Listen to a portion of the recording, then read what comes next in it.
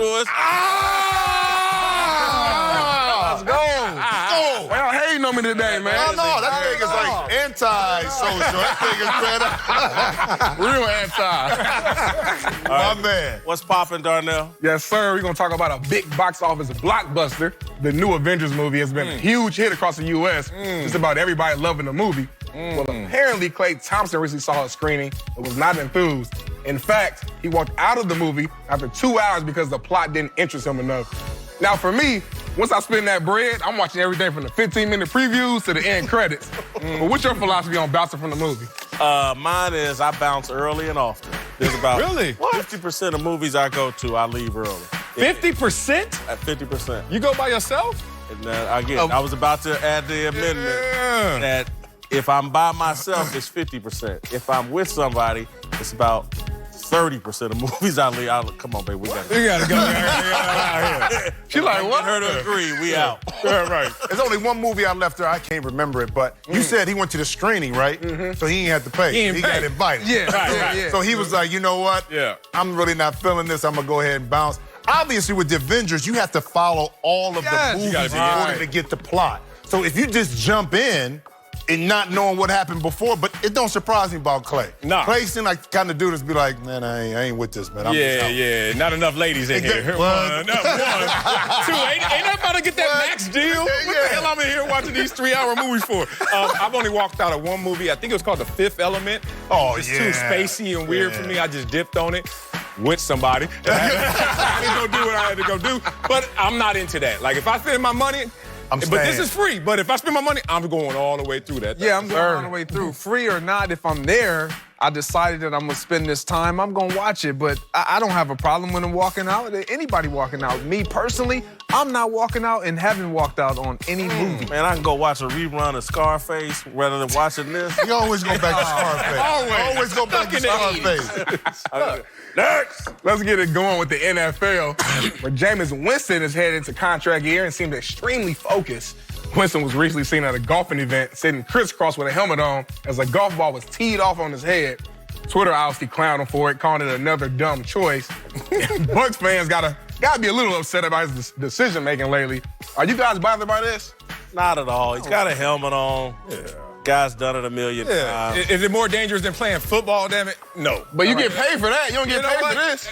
Look, are they experts out there hitting Is me? Barkley That's an swinging that expert. club? Yeah, then I'd be worried. Right. This is what this guy does for a living. Thank they you. do He's a- trick shots. He's done it on the golf ball on top of a golf club. So this is actually easier for him. But just raising money for a good cause. James is just playing his part, man. Stay off. Stay off. Stay off, James. Good call. My fault. Crab legs. Switching over to some hoops, where Rockets forward P.J. Tucker was caught on video tossing his clothes on a member of the Rockets bench staff and received heavy criticism online for it. One person tweeted at the video, P.J. Tucker, this ain't it, bro. Treat the janitor like you would treat the CEO. This is so disrespectful.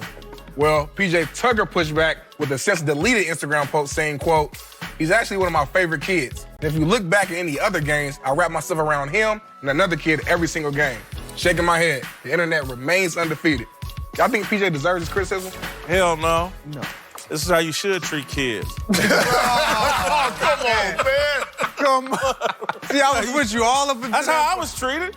Man, That's how you should treat Only kids. Whitlock was Yeah, but saying you that. can't spank now, so they gonna call child services on you spank now. Can't spank or you can't get caught. Well, you can't get Oh, caught. yeah. You know what? I knew when I saw this, he was going to get hated on, and I knew we were going to take it out of context. You've been in the locker room before. Some hazing, rites of passage, the youngsters come in there. You mess with them in a different way. I had one teammate, John Henderson, who actually used to ask a trainer to hit him as hard as he could in the face. Y'all seen that before, right? The flip of it. And sometimes you get into these weird relationships with somebody where y'all do stuff that other people don't understand. So, man, I've been on a lot of teams, and with ball boys, ball girls, we all do something different. We play with them, we throw stuff at them, like pour some water on them, but it's all in fun because we respect the job that they do. And I think PJ here, he knows this little kid. Right. He knows he does it all the time, but it just got caught out of context. Yes, he has a relationship with. If you watch the video, He gives him a high five Right when he's afterwards. running right afterwards. So Stop. Internet it. always takes things out of context. I hate it because we don't know the relationship that they have. Exactly. We don't know the dynamic. PJ, you cool. And that Christmas bonus that coming to that little. What? You know You what feel I'm saying? me? That little boy winning feel every me? Christmas. I know it. All right, time now for Darnell's question of the day. Darnell, take it away. It's Darnell's. That's my guy. My guy. My question of the day. All right, guys, we're going to take it to the Curry household where Steph's wife, Aisha, went on Jada Pinkett's show, Red Table Talk, a few days ago and talked about some of her insecurities of being married to a superstar. Take a listen. Something that really bothers me and like honestly has given me a sense of a little bit of an insecurity is the fact that, yeah, like there are all these women like throwing themselves, but me, like the past 10 years, like I don't have any of that. Like I have zero, this sounds weird, but like male attention. And so then like I begin to internalize it and I'm like, is something wrong with me? You're not looking. What? You're not even. Would you be okay with your wife saying this? You ain't married, but what you gonna say, Whitlock? What you got? Let's go. I'm gonna keep it 1,000%. Yeah. One of the things in my 20s and even in my 30s, I used to put women on a pedestal and thought they were different than me. And then in my 40s and certainly my 50s, I was like, oh no, anything I'll do, she'll do. And that's my whole philosophy. You're doing it with somebody. Yeah, anything I'm capable of doing and feeling, they're capable of doing and feeling. And so this doesn't surprise me. Look, when keeping it real goes wrong, Aisha, guilty. Look, my wife only wants my attention. At least that's what she says, right? And she's smart to say that. I have one issue with this. And it's not the woman, it's the wife. When you get into the wife identity, you got to understand that you shouldn't even have that on the radar. It shouldn't be a registration anymore. But you disagree? Mm-hmm. Okay, well, that's the problem I have with it. Because look, as a man, I have different roles and different responsibilities than I do as a father. When it's 8 o'clock and I'm going to bed because my son's going to bed, I'm sitting there. The man in me is like, damn, I could be out there with Jimmy Jackson somewhere going to get it, right? But the father in me is sitting there taking it like, you know what? This is what I signed up for. Right. That's the only thing, like struggling with the identity. My question is this.